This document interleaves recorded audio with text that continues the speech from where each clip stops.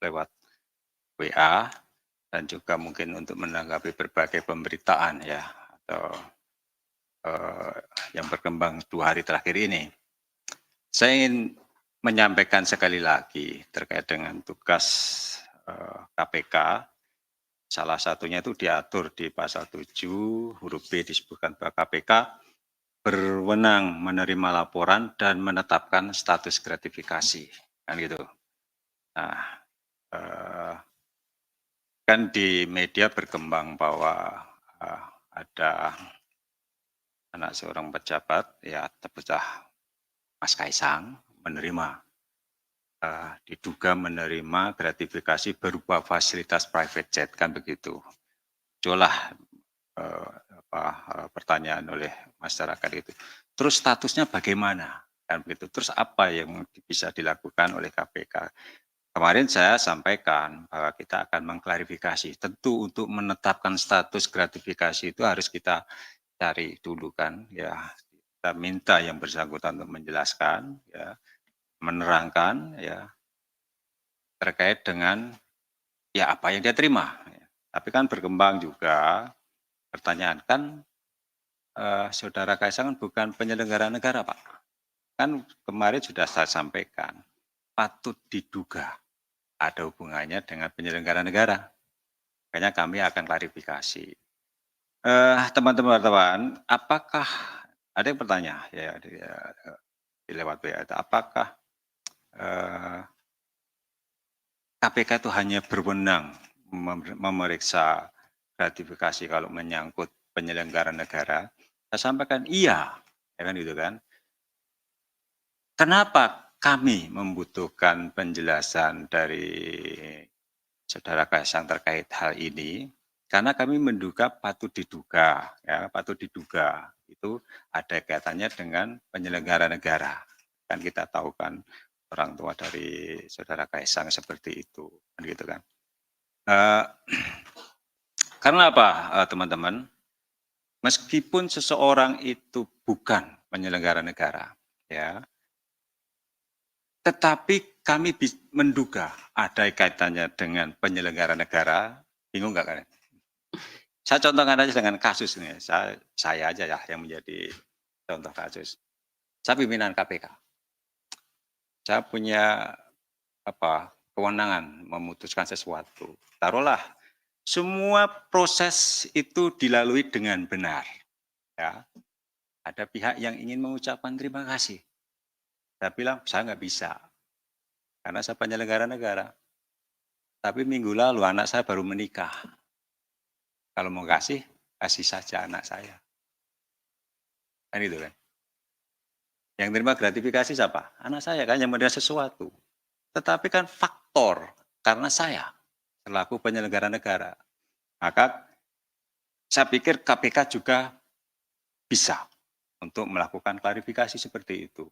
Ya, itu tadi supaya satu sisi kalau KPK tidak melakukan klarifikasi, ini bisa menjadi modus untuk melakukan pencucian uang atau apapun bentuknya, ya, atau aset, ya.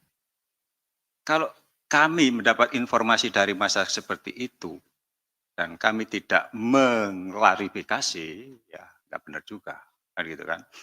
Bisa jadi kita tahu bahwa suap atau gratifikasi modusnya kan biasanya juga tidak diberikan langsung kepada penyelenggara negara.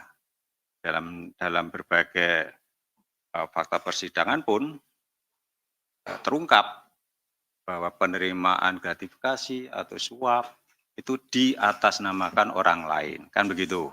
Jadi itu kan gratifikasi juga. Tapi pada intinya teman-teman, untuk mengetahui apakah fasilitas itu gratifikasi atau bukan, KPK perlu penjelasan, perlu keterangan dari yang bersangkutan.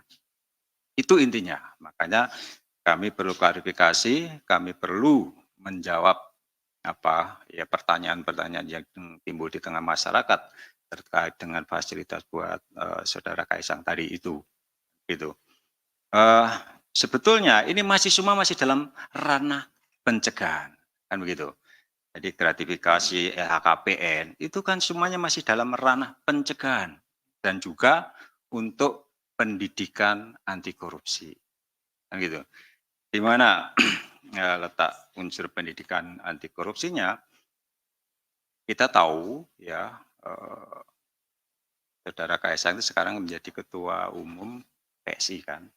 Dan KPK beberapa waktu yang lalu kan sudah melakukan pendidikan politik cerdas berintegritas. Nah, dalam rangka itulah kami ya mendorong Saudara Kaisang itu ya supaya di dalam perilaku kehidupan sehari-hari maupun selaku ketua partai politik, yaitu juga bisa menjadi role model nilai-nilai anti korupsi.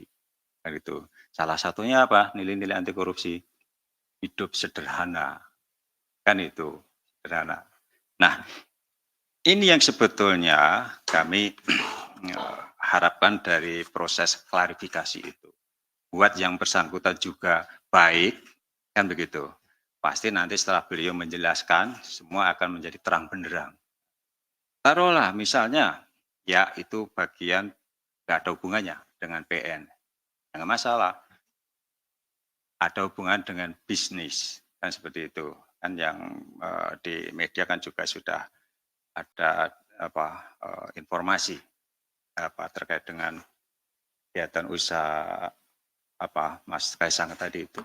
Ya nggak ada persoalan. Misalnya, oh enggak, ini bagian dari fasilitas yang diberikan oleh perusahaan. Nggak ada persoalan. Ini bukan korupsi kan, bukan gratifikasi. Apakah selesai itu? Oh enggak, gitu kan. Kalau itu fasilitas yang diberikan oleh perusahaan pada Saudara Kaisang, berarti itu kan bagian dari penghasilan. Biarlah menjadi urusannya Kementerian Keuangan, dalam hal ini Direktorat Jenderal Pajak. Ketika nanti ada laporan pajak, tinggal dicek ya, apakah ada penghasilan berupa fasilitas tadi itu. Nilainya berapa kemarin itu? 8 ya? 8 miliar ya. Itu. Jadi tidak selesai di KPK, tetapi ketika itu bagian dari fasilitas yang diberikan perusahaan, ya, itu menjadi penghasilan buat yang bersangkutan. Dan itu pasti nanti teman-teman dari Dirjen Pajak lah yang akan menindaklanjuti itu. Kan seperti itu. Jadi itu mekanismenya. Buat KPK hanya ingin mengklarifikasi terkait dengan ada tidaknya unsur atau relevansinya dengan penyelenggara negara, ya itu, dan juga untuk melakukan pendidikan anti korupsi. Suratnya sedang dikonsep, surat undangan. Ya, terserah nanti apakah akan saya nggak tahu posisi yang bersangkutan saat ini ada di mana.